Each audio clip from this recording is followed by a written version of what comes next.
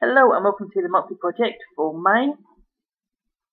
It's actually something that I started in October, but the old camera decided to delete most of what I'd already done, so I got slightly frustrated and put it on the shelf and left it there and didn't do anything with it. So I thought now was the time to actually get it sorted out. So you can see me finishing off most of this because I got 3/4 of it finished before the camera died on me. So started off with my selection of scraps of leather and used a template which is 2 inches long by 1 inch wide, kind of eye shaped. You'll see in the blog that I've changed the ideal shape for that I'm going to use in future.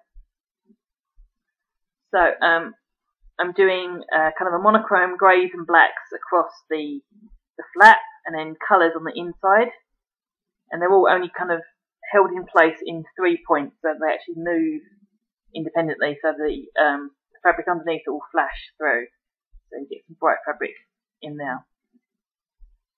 And as I was working on these, I laid them out on some masking tape just to hold everything in place for the pattern. So it didn't take as long as I thought it would take, but these things never do really.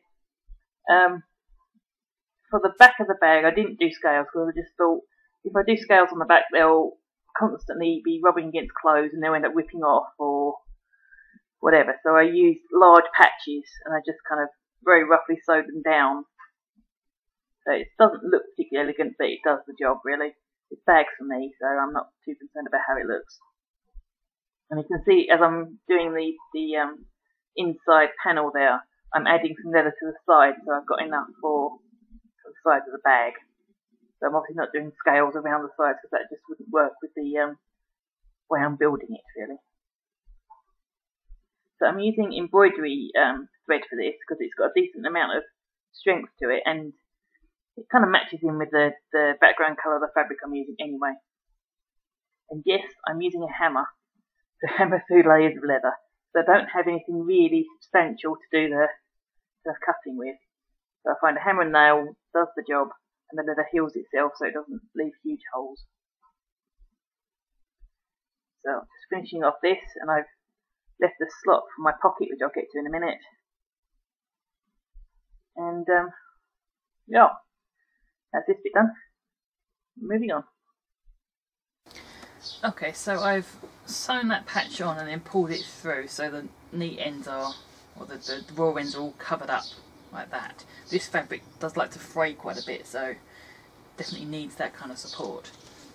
And I've decided on a kind of a mauvey coloured zip because I think that works a little better with the colours I've got here. So what I'm going to do is line up the stop here just beyond the hole I've made, so it's not visible. I'm just going to stick it forward, although it's inside of a pocket so it doesn't really matter, but I prefer to do that way. So of course make sure that the zip works fine without anything blocking it. I've trimmed back some of the leather a little bit more so that sits nicely. Now I've got to work around the pocket, so I've just drawn a basic line which comes in about 2/3 of an inch from either side of the front bit, if you get me. I'll show you a sketch. So I just need to do a simple kind of running stitch just around to hold this together. I'm not quite sure how well that's going to come out on camera, but I've drawn out the basic frame of the bag, which I'll put in I'll put on the blog and I'll flash it up here if I remember. Okay, so I've done one side and I'll show you the other. So I've just come straight down and sewn down the one seam, and then take the corner out and find the corner point of the base here and pinch that and put it out, and do the same on the other side, and you end up with a little corner here. So if I just stick a pin in, stick a couple of pins, and now it's just a case of sewing down and back to give this a nice sturdy seam, and then trimming off, and that's that pretty much done, giving you a nice neat square corner at the bottom. 1, 2, 3. Okay, so I've sewn the outer and the inner, and I've pinned down the two pockets here. I've got one with a zip on this edge, one with a zip actually in the front face. I prefer that in a handbag. So I'm just going to turn this right way through and make sure to push out these corners, because that's kind of the whole point of making the bag this shape.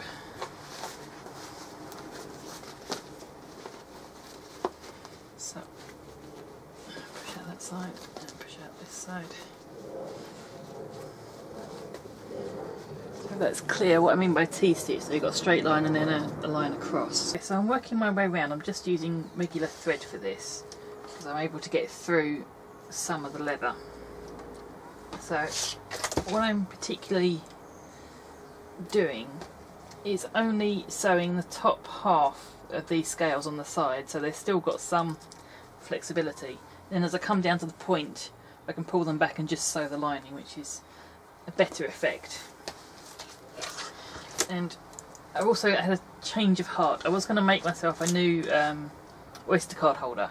I've decided not to, but what I've done is I've put in a little insert of fabric here and just opened up a space so I can put in my Oyster card here and just kind of wave my bag across the reader, hopefully.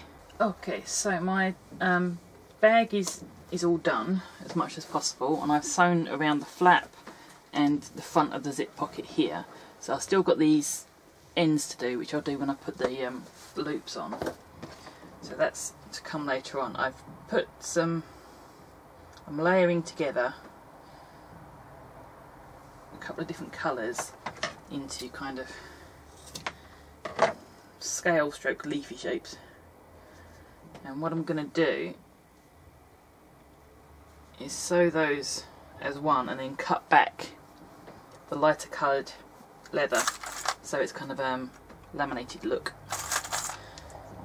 And I'm going to use those as zip puller things, handles. So before I do those, I'm working on the strap.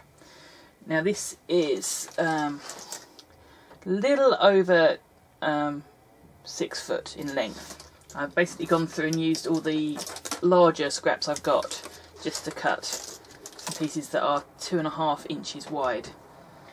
So that's a nice kind of strap width that I like, at least.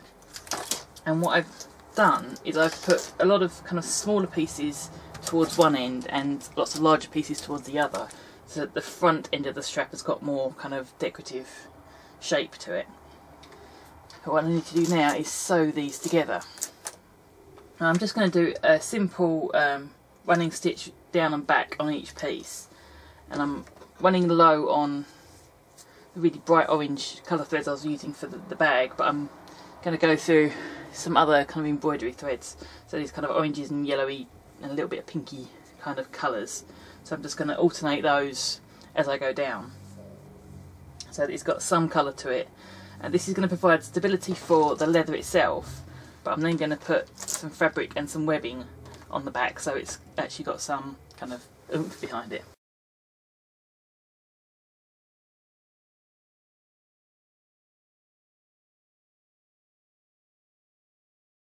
So I'm just continuing on with the strap here. I'm laminating the leather together with a strip of nylon webbing and then the fabric that matches the lining.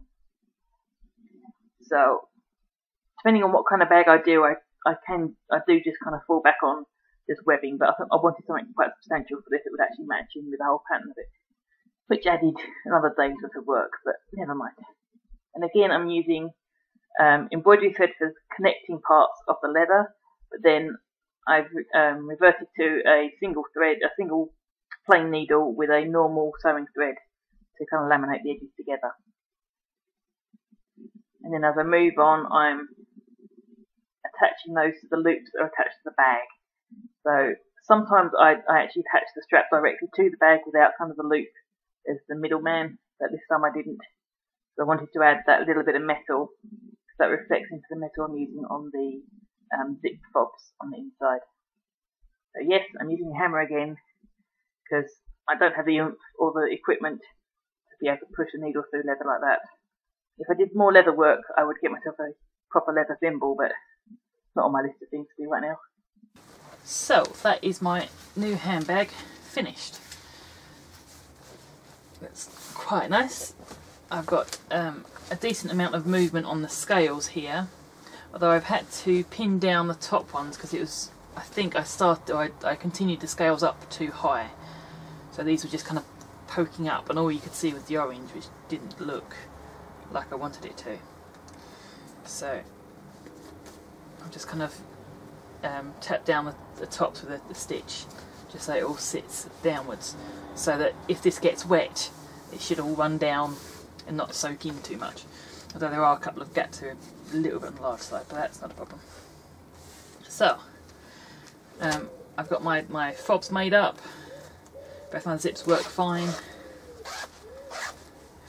I just need to add a little button to my oyster pocket in the flap here, and I'm pretty much done. I'm going to give it a wipe over with some leather cleaner or leather feed, just to give it a bit of a start really, and that will just kind of clean up the surface, because they've been in the box in storage for a while, they're a little bit dry, so a bit of leather cleaner, a bit of leather feed, so just give it some more life so they won't crack over time.